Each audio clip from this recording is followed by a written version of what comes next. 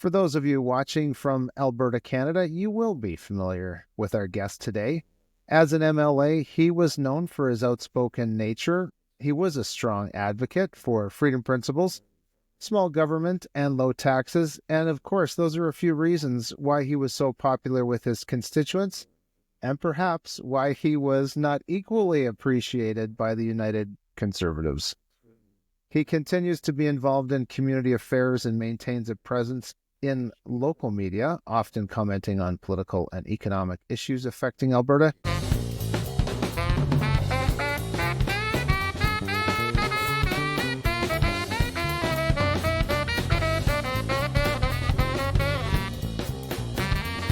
Drew Barnes, thank you for taking the time to chat about principles of freedom and the future of Alberta and Canada. Michael, thanks. Nice to see you, and thanks for having me on the 5 a.m. podcast. It's great to have you here. You know, I am anticipating, as you and I briefly talked about before we hit the record button, interesting times and hopefully some great stock market returns coming as a result of the reign of President Donald Trump. Drew, what do you think is in store for Canada with Donald J. Trump running the Corporation of America? Well, yeah, it's Donald Trump and his belief in free enterprise, his belief in business is going to be an opportunity for Alberta. It's going to be an opportunity for Canada. But it will be up to our people and our politicians to embrace what the opportunity is. Of course, Trump, with his belief in cheaper energy policy, gives us huge opportunity for the Keystone Pipeline, for LNG, and other opportunities like that. Trump and his desire to make America stronger, and us with the proximity to America gives us a great opportunity for that. We just have to get our socialist policies, our overtaxation policies out of the way, and Canada has an opportunity, and Alberta has the opportunity to be the freest, most prosperous place in all North America. Agreed. From our collective lips to God's ears. Now, America's next top president could be taking the Alberta idea of Alberta becoming the 51st state and actually amping it up to the entire nation being swallowed up and giving a star on the American flag. Now, I personally doubt that this is anything more than trolling Liberals and NDP. Do you think that this is a trolling exercise, or is it pointing to U.S. territorial ambitions? I don't think it's either one, actually. I think Trump is being quite pragmatic. We've been a hotbed of socialism and big, ineffective government in Canada, which has held America back instead of being a strong partner. And especially when you look at defense spending, the fact that, the Canadian military, can't put as many, soldiers into the front lines as, say, the New York City Police Department, it's crazy. And so I think Trump is clearly signaling what he expects. He expects Canada to be a strong free enterprise, democratic country, and he expects us to pull our weight when it comes to protecting North America, our share in NATO, and our share in the world. And 10 years of a Trudeau government has set Canadian families so far back, has set Canada's position, so far back in the world. I guess what it has done is when you think of him and his territorial ambitions, what it has done is it has increased the independence desire for Alberta. It has increased people's willingness to look at what America might offer. And it's a free world, so why shouldn't we? Trump is a game changer, and I'm looking forward to it. Yeah, I am too. And talking with friends in just my circle of influence, people are excited to see what will be happening day 1 and 2 and the following for Donald Trump. Now, our premier here in Alberta, Danielle Smith, she's been down with the Donald and friends. What's your take on Danielle's efforts to connect with the incoming presidential administration? Yeah, I'm kind of neutral to the whole idea. In my opinion, Danielle has clearly not met expectations here in Alberta. She's actually increased the size and the cost of government. She promised us, tax decreases, and she's increased taxes and fees, considerably in her 2 years. at a time that the economy's not great. Families and individuals need more money and more opportunity. So, so Danielle can go down there and sit in the crowd and do some media. But at the end of the day, it's all about Alberta getting lower taxes, making sure we have full and complete access for the Keystone Pipeline and LNG. If BC won't play ball with us, let's go through America. Let's go through That's right. Montana and where we have to get it to the coast. And she could have done that from here, but if she wanted a weekend down there, that's great. We like to think in terms of benefits to self-interest where we are here in Alberta. And speaking of Danielle Smith, I don't know if we should put the thumb screws to her a little bit, but do you think that she and her core group of people actually have the skills to negotiate and that develop a better relationship with the United States? I do not. I think that we're always going to be hindered by the fact that we're one of 10 Canadian provinces. Treaties and agreements with America are with, Ottawa and with Canada. Does Danielle have the courage to go direct to Washington, to go direct to London, to go direct to the government in India? I don't believe she does. She hasn't had the courage to do what needs to be done. And what I believe that is for us getting a fair deal with Ottawa, a fair deal for all Albertans in Confederation, is number one, start to collect all of our own taxes, not just our share of corporate taxes, but Ottawa's share of our personal and corporate taxes. And what we also need to do is have an independence referendum 2 years out, put Ottawa on notice that Alberta's tired of being the payer for all of Canada. We're tired of equalization, which in the long run doesn't help the Maritimes or Manitoba either. We're tired of being the biggest contributor to Canada pension, and we're tired of being held back by Ottawa 2 years to give us a fair deal, or we'll look at all our options. And of course, Donald Trump has certainly enhanced those options.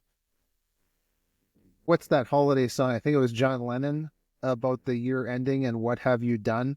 It's hard to believe that Danielle Smith and the UCP have been sitting in the seats of power for 2 years. And honestly, when we look back, what grade do we give Danielle Smith and the UCP other than like a really good grade for constantly talking about themselves? How would you rate their performance?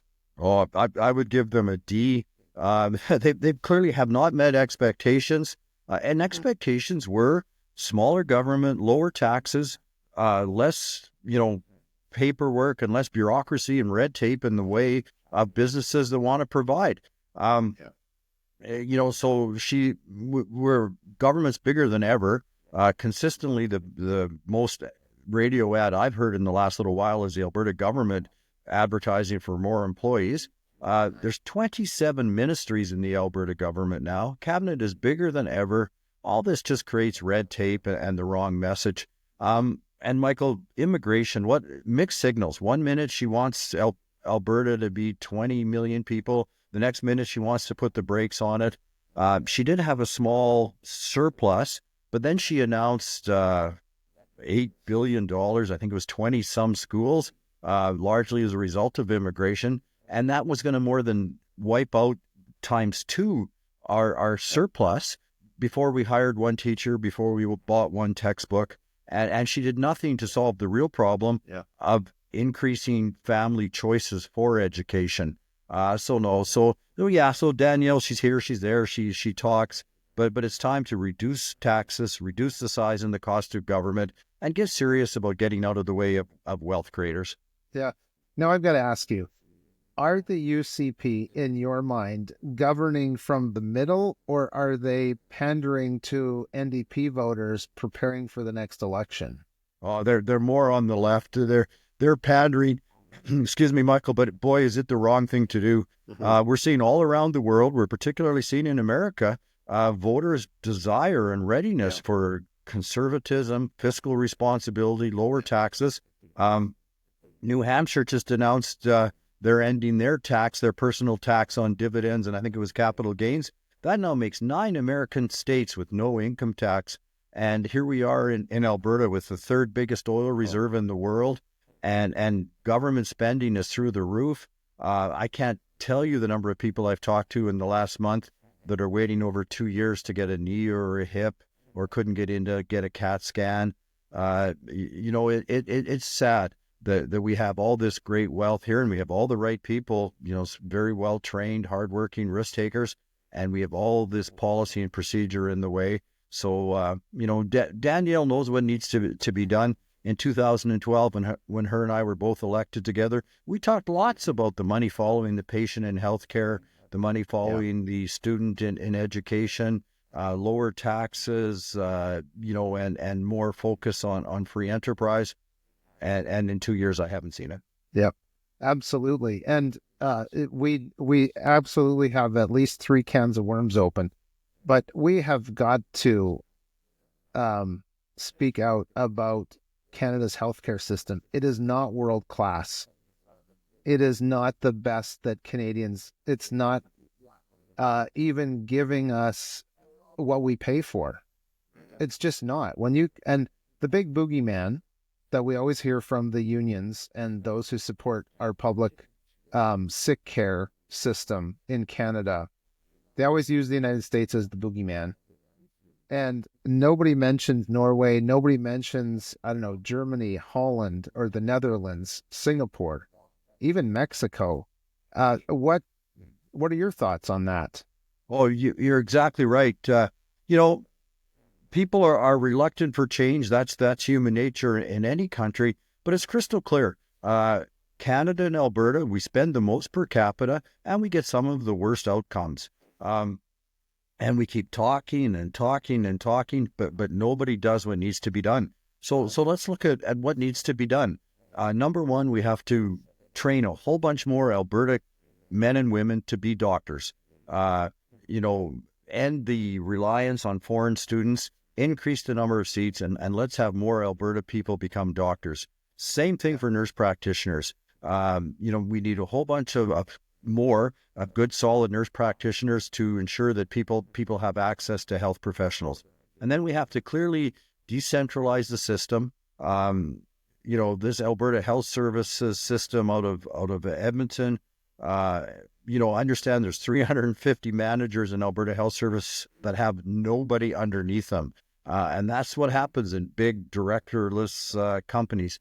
And then the fourth thing is the money has to follow the patient. Publicly funded, but we need to be honest about what service deliveries can be. The number of people that go to BC or Saskatchewan from Alberta to get a surgery because that's the only way it can be covered. You hear the stories about the surgeon and the patient flying to Vancouver together to use an operating room. Yep. It's just ridiculous, and it's a huge waste. I guess it only benefits the insiders. It doesn't benefit the taxpayer. And too often, people don't get into the system, whether it's a 2-year wait for a knee or a hip, whether it's a 2 or 3 month wait for a CAT scan or an important exploratory procedure. Yeah. So let's decentralize it. Let's have the money follow the patient, and let's make more Albertans involved in the system, and then we'll start for real change. Absolutely. And even the fact that there's ads.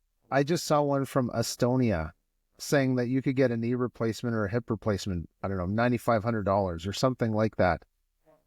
It's shocking to me that other nations with healthcare facilities are actually advertising in Canada to get patients coming their way.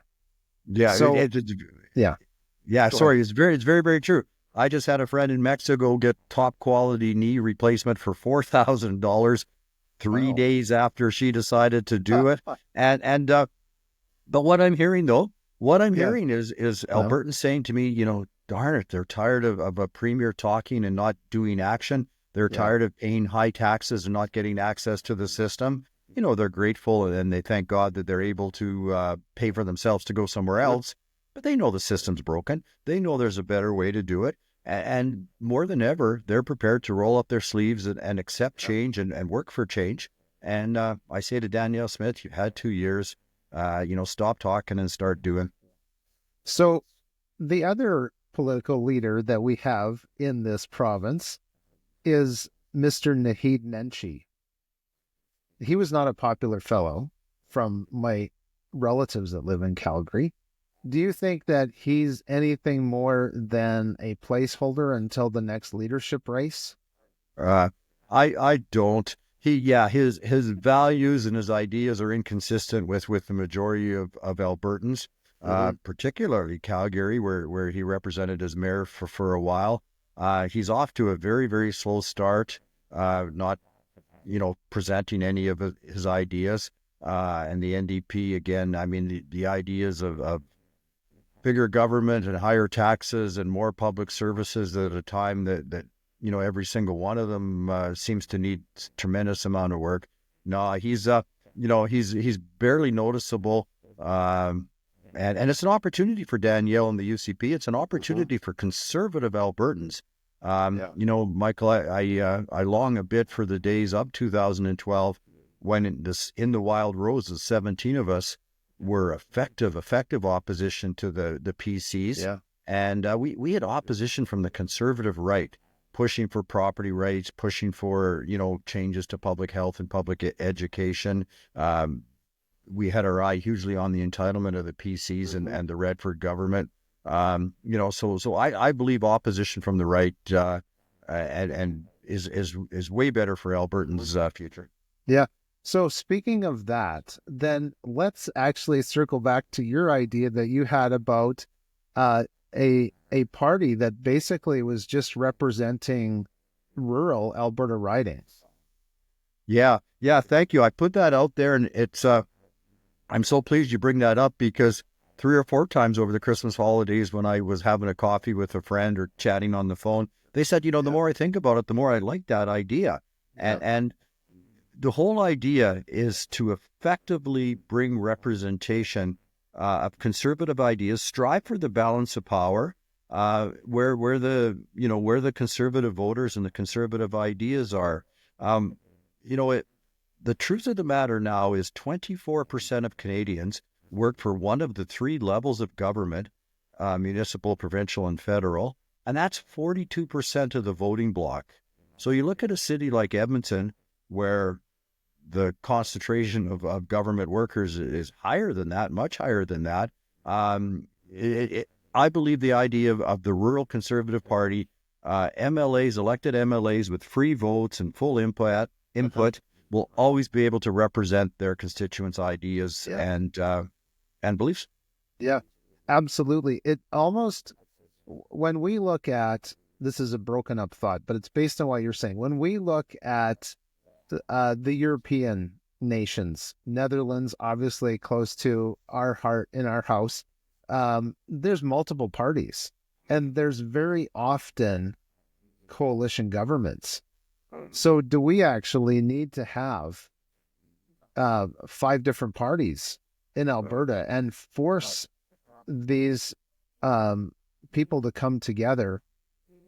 It almost seems like we have an NDP light government in the UCP. Well, Now, is that because, oh, sorry, go ahead. say very, very much we do have an Uh-huh. NDP like government. I'm frustrated but not surprised. Yeah. 2012, 2013, I'm standing in the legislature beside Danielle Smith, Alison Redford spending $42 billion a year, Yeah. and Danielle is extremely upset. Danielle's first budget is $73 billion a year, and nothing's better, nothing's changed. So more money is not the answer.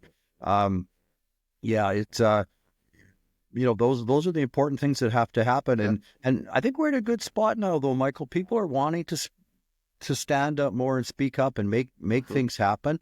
I'm actually also talking to a group of people that, like Quebec, are looking at starting a federal party where the members of the parliament potentially only run in Alberta, Wow. an Alberta First Party, Yeah. where conservatism and smaller government and lower taxes goes without saying, in my belief. But these people will also be there for Alberta, and and I'm back to where it starts from. In Canada, since 1867, only two parties have run the country, Mhm. and we are so far beneath our potential. We are Yep. so far beneath where we should be in terms of per capita wealth and opportunity and strength of families. So what risk do we have in trying something different? That's right. And it is kind of the red team, blue team. The same Sure. wings that the right and left wings are attached to the same bird. Yeah, that's it exactly. And it's very little seems to change when you change the red or the blue. I And that's know. true provincially as well. Yeah.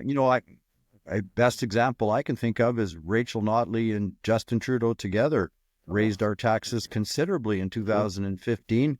We're now 6 years of UCP and 2 years of Danielle Smith, and taxes are higher. I know. Like really, leave families some of more of their own money so they can have some opportunity, take care of their problems. Government's not the answer. That's right. And so we've got to follow that little rabbit trail about money being power. Can you talk from your experience about how if governments take away money from a family or worker through taxation, they're actually removing their personal power? Oh, absolutely. Freedom of choice, a solid Christian belief, and a belief in how our economy and how our families work. And how you spend your money is one of the basic elements of freedom of choice. And when the government takes your money from you and decides how they're going to spend it, whether it's give it to a nation overseas or dump it into healthcare somewhere that is very ineffective and emergency rooms can't even stay open, it removes that opportunity for you to take care of yourself, take care of your family, take care of your neighbor, create some wealth, whether it's through starting a business or just putting your money into the bank, which re-lends it out. And unfortunately, the effects are so magnifying. How often do you hear somebody say to you, well, I had an opportunity to work overtime, but I didn't take it because the tax would have been too much or the Yeah. tax would have been more even. How often do people, you know, move out of a city because taxes are too high there and decide to do something different? I'm reading in the Globe and Mail on the January 1st about how investment has fallen 93% in Alberta. At the same time, 9 American states are income tax free. Yeah, we could create so much more wealth, so much more opportunity, so much more choices for people and families. We could go Yeah. back to stay at home spouses. We could go back to community groups if people had the opportunity to do that. Yeah. And freedom of choice is essential. Absolutely. I was just chatting with some friends yesterday. We're in a gold and silver buying group, so we can kind of leverage and work together in that way. And one of the things we touched on was the difference between generating generational wealth in the United States versus Canada. Can you talk a little bit about the freedom principles that can be in a community where people can change their mindset towards building wealth and that personal ability and responsibility? Yeah, absolutely. If we could allow people to create more wealth, there's many people that'll give it away throughout their lifetime, and there's many people that will use that as an opportunity to effectively and efficiently direct traffic. I Yeah. think of a couple of examples. The Medicine Hat Community Foundation, I think it's closing in on 30 million after 20 or 25 years of hard work, where people have contributed to the community foundation. It's a legacy fund. And now that money by a board of directors, volunteer, most of them, end up being able to put that money directly to where it's used. I think of my friend Bill Yule and the Yule Family Foundation. Bill has given so much money to our hospital for research and for cancer support, so people don't have to go to Lethbridge all the time. McDonald, he's done so much. And Yeah. that's the kind of legacy and wealth that has really helped in Medicine Hat. And when I think of the government, with our homeless crisis, it only gets worse. Uh-huh. We had a terrible time here, Michael, at the end of COVID with a couple of large runs on mental health crisis and self-harm. The government was slow to react. I don't know if anything they did seem to work, where groups like the Community Foundation stepped in and did something. and the stronger we can make families and communities, the more opportunity we can give them, the better it'll be, rather than waiting for government. What did Ronald Reagan say? The scariest words were in the English language. Yes. I'm from the government and I'm here to help. Doesn't work. Get government out of our way. That's right. So speaking of getting government out of the way, because that is the key. I remember my grandfather telling me once when I was much younger, he said that the government in the Netherlands had taken away the responsibility to care for the poor from the church and taken it upon themselves so that people would become dependent on the government. How familiar does that sound? Oh, it is so familiar. And that's exactly what happens. And people become more and more dependent on it. And it's people are starting to challenge it. And I hope that Trump in 2025 will make it happen even more. Food banks were a temporary solution, in 1983? Yeah. Now the call for support for the food bank never ends. And they say, is it 1 out of 5 families that go there are actually working families? I mean, the problem grows. Yep. Medicine Hat, 5 or 6 or so years ago, bragged that they had cured homeless.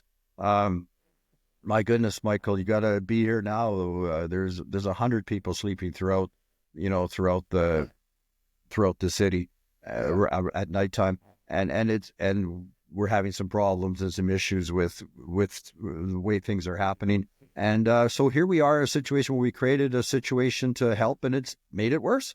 And it is, that's government. But it's time for government to get small so we can step in and give us that room back to help each other. Yeah.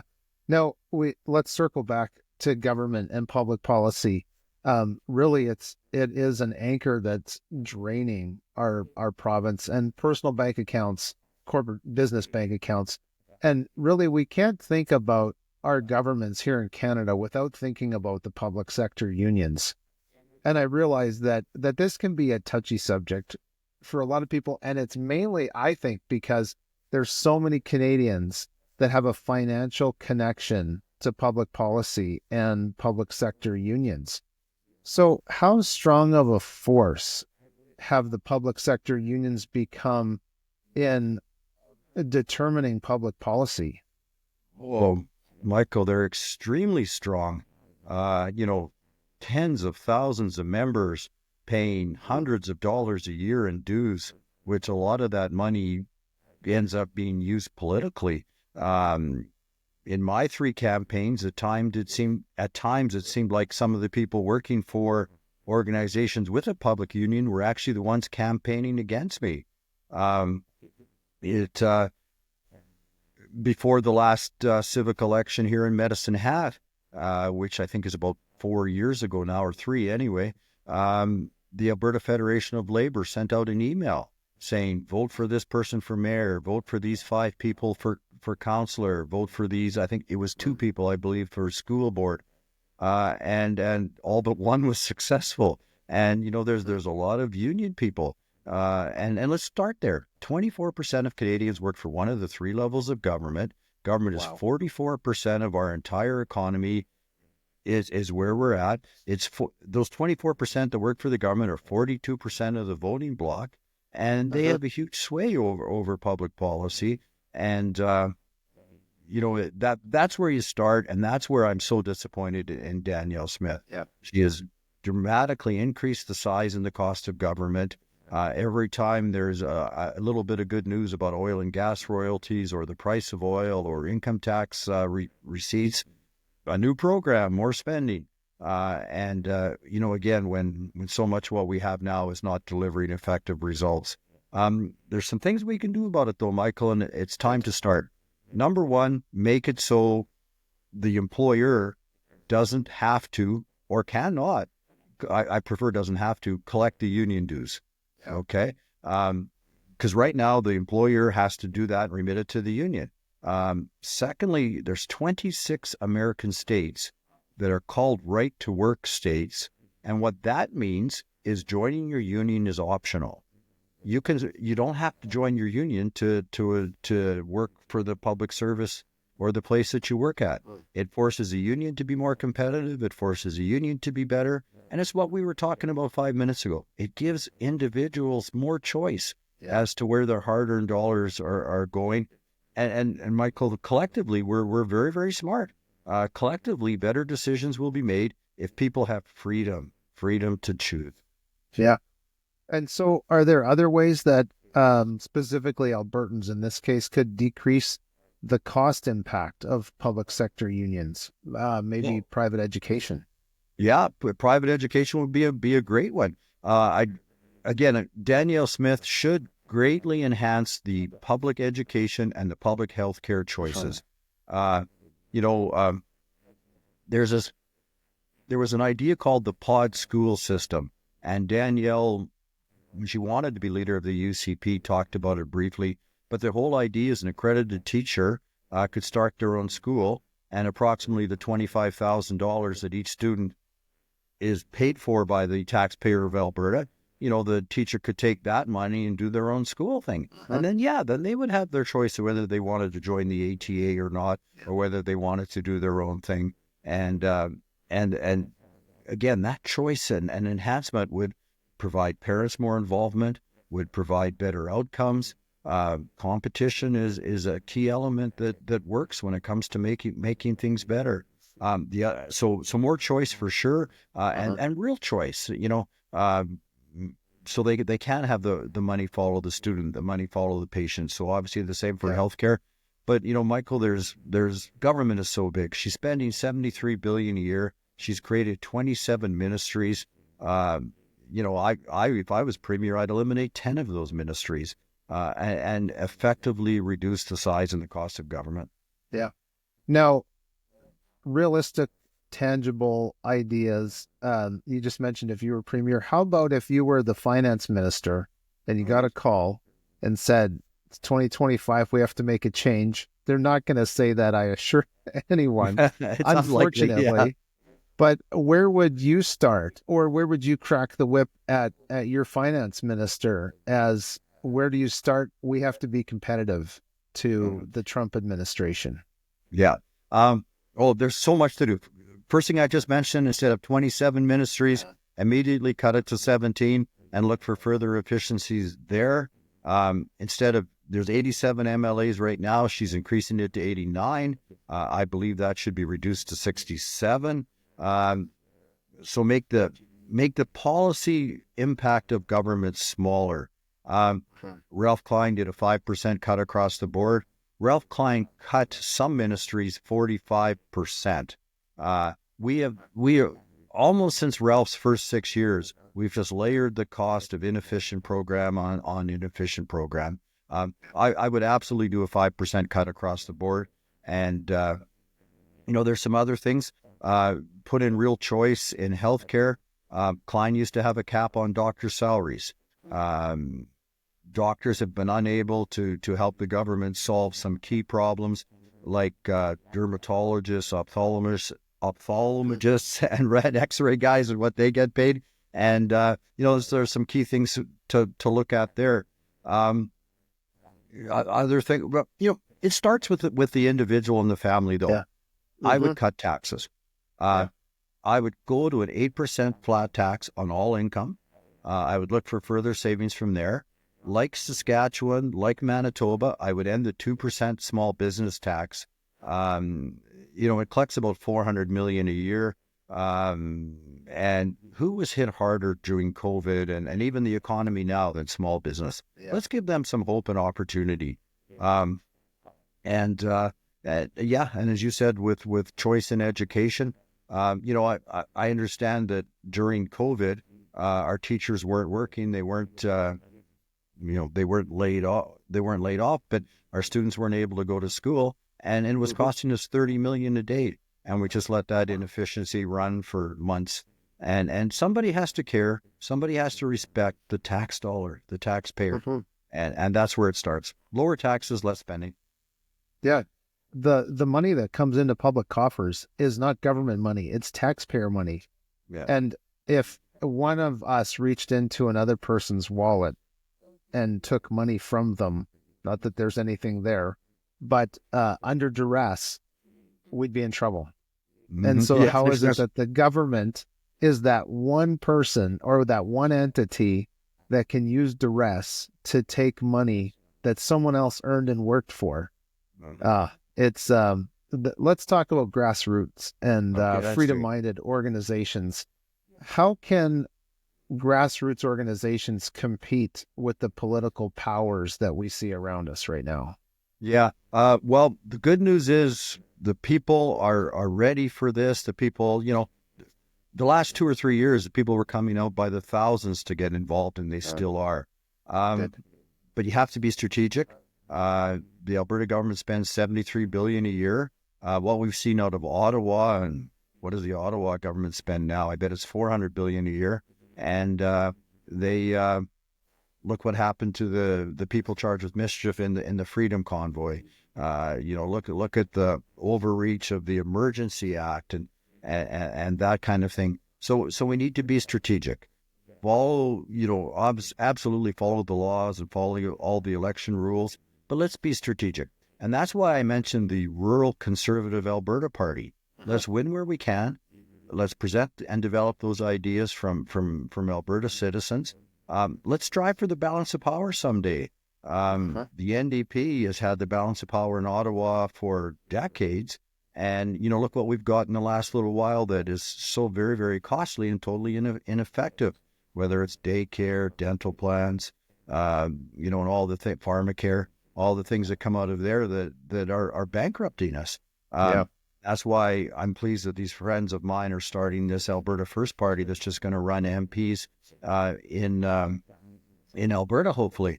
So let's be strategic, but get involved. And I would say this, Michael, do what you can. If it's $5 or $10 a month to help somebody, do it. If it's 5 or 10 minutes a month to help somebody, do it. And then try to be as effective as you can. And that's not always easy. But as an example, in my 11 years as MLA, I did a lot of letters and calls, and they're effective, but I would forward them on to the minister or the premier dutifully, and I don't think I got any results, right? So spend your 5 minutes where you think you can be the most effective, probably on the cusp of political power, knock on some doors, talk to people about voting for smaller government, talk to people about voting for more choice in education and healthcare, and accept that although, change is hard for any human being, that with the third biggest oil reserve in the world, with the brightest, hardest working people, with one of only 7 countries that export a meaningful amount of food for agriculture, we should be the richest and freest place. We should be. And I would say we're not because of our high level of taxation and the high level of government employees. I was just hearing that I think the Ontario unemployment rate is 7.6%, which apparently is atrocious and terrible. However, when you think that there's 25%, so 1 in 4 Canadians work for some level of government, that shows you how terrifying 7.6 unemployment rate is. Would you agree? Oh, absolutely. I would agree. And it's terrifying. And I mean, especially when we've seen time and time again that there's 1.5 million immigrants that the government can't even track and document as to who they are and where they are. How are they impacting the economy? How are they impacting our tax system? Our university sector grew and grew and grew so big and out of control that when they pulled back slightly on some of the immigration, and it looked like for good reason, a lot of this looked like the international students weren't getting effective teaching and results. Some systems are looking like they may completely fall. And again, government, it's just so easy to grow when you're spending somebody else's money. But it's time to look at the huge negative consequences of all this taxation. People are first of all voting with their feet. They're taking their money and themselves out of Canada and out of Alberta. And secondly, they're not investing. And when the tax department is going to take half of what you achieve after you spend, half your life filling out forms for them. It's no wonder people don't invest and take risks. Yeah. And move their money to the States or somewhere else, Europe, where they can actually grow. I was chatting with a lady yesterday about a gold mine, that is in Mexico that's owned by Canadians, and Canadians, they're like, no one's operating the mine just because of relations between the two nations. But as we got to wrap up here right away, but thinking of Alberta as kind of in the forefront of our minds, where do you see the province going in this new year? Well, Alberta should be the freest, most prosperous place in the entire world. We have the people and the commodities, but it's not going to get there unless we make it happen. Nothing moves unless it's pushed. I have no confidence in Danielle to do the tough decisions of what needs to be done. But hopefully Trump will force things along. I mentioned earlier, let's collect our own taxes. Quebec wants to do it as well. Let's work hard for more freedom from Ottawa in our relations with them. That starts with an independence referendum, in my opinion, and let Ottawa give us a fair deal, or let's give Albertans the chance to work at leaving. We are fortunate in the short term, though. Trump and his desire for more energy, more affordable energy for Americans, should lead to the Keystone Pipeline. We immediately need to leverage that, though, and look for opportunities to export our natural gas south so we can at least use the American ports for liquefied natural gas. I'm BC. I can't forget that in 2013, when BC agreed to let us have an extra pipeline in the Trans Mountain, they were insisting on Alberta paying them part of our royalties. It would have been the first time ever, Michael, that one province paid another province part of their royalties for transportation access. So let's be honest with how broken Canada is. Let's be honest that, me anyway, I'm here for Alberta and Alberta first, and let's push for that. Yeah. No, this will be the last question. I promise. Okay. We both got to go, but this Ronald Reagan, he's already been mentioned once in our conversation, and he said politics starts at the dinner table. Can you just briefly talk about, or maybe talk to young families that have little ones and they're struggling? What's your advice looking back over your career and business experience to those young families? Okay, well, thank you for that. I'd say a short, simple message. Because of the grace of God, we're fortunate that we're in Alberta, where we live in a place that has opportunity, and we have the ability to step up and get involved and make things better. So I'd say to the youth, please do it. Do you want to, let's live in a culture where you have the opportunity to work hard, to help your family and help your friends, but you have the opportunity and hope to get ahead, to create wealth and create change. And we can absolutely do that by working together, by staying legal, staying healthy and straight, and respecting what needs to be respected, and work hard together and get involved. Yeah. So how can our viewers get in touch with you, Drew? Oh, absolutely. They can get in touch with me anytime, and I would sure appreciate that through my email or my phone. And my email is cubsox@live.com, cubsox@live.com. Great. Well, thank you so much, Drew. It's always a pleasure to chat with you. Michael, thank you very much. Happy New Year and God bless. Thank you, and God bless you too. And thank you for watching the 5 a.m. podcast today. Please share this conversation with your friends and your networks, and join us on our social media platforms for more helpful information. Thanks very much for watching. There's always more information, and there's always something we can do.